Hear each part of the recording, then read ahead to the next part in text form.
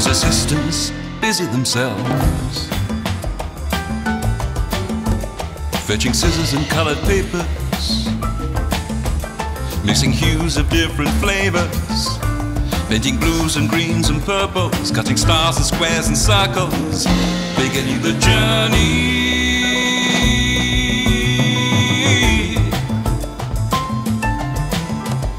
through a thicket of collage and texture and bread and circuses. From his bed he considers the surfaces. He remembers his voyages, and he watches. Henri watches.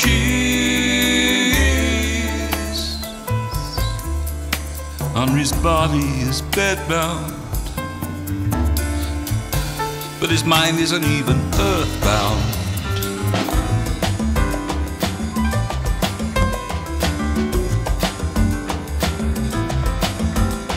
He cuts into the form of a figure and places it next to another.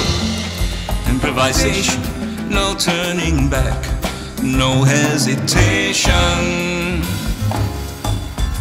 Letting go to muscle sense and iteration. Creativity in the present tense.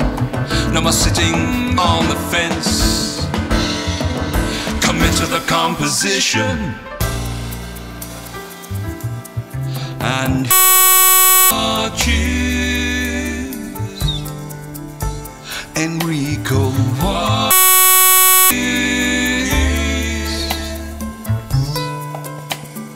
It's coming up through the quavers and crotchets. Little birds with their scales and their rhythms and pitches, finding their voices, hoping to sing. He'll pass on the history of princes and kings, of Bix and Miles, and the truth and the sophistry, of Chet and Louis, and the proof and the mystery. He takes an occasional player under his wing and flies through fundamentals, improvisation and incidentals, and he watches. Stefano watches.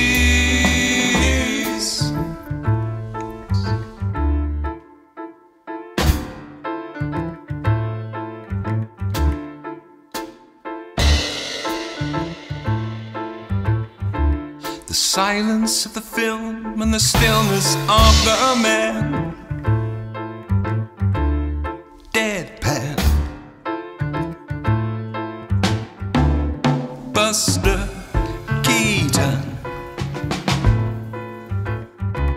The girl leaves, his heart heaves. His blank expression falls to his knees. Then the horizon.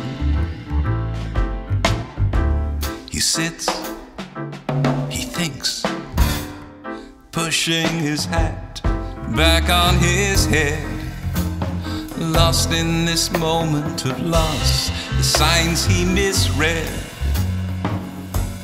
He fails to notice coupling rod on the train that is rising and falling, and that is where his seat is. He bobs up and down as his dignity decreases.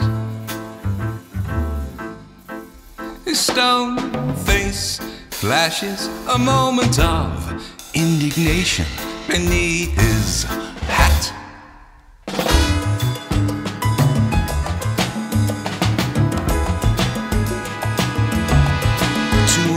Learning,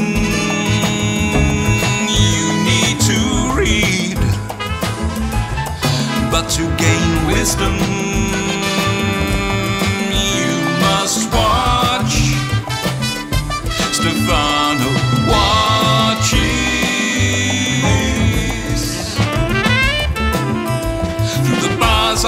his cage, a cage of bar lines and staves, something to break out of,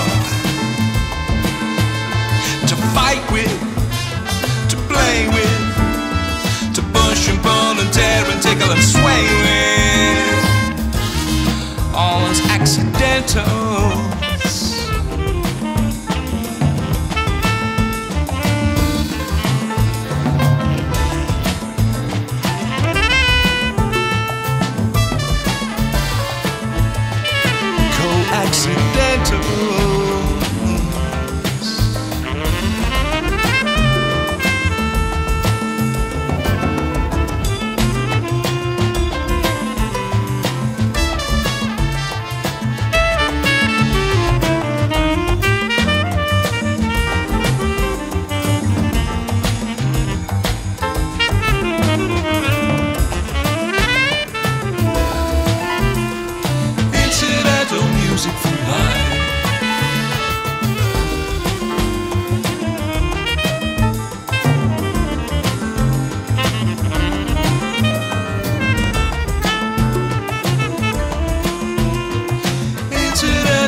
Music for life.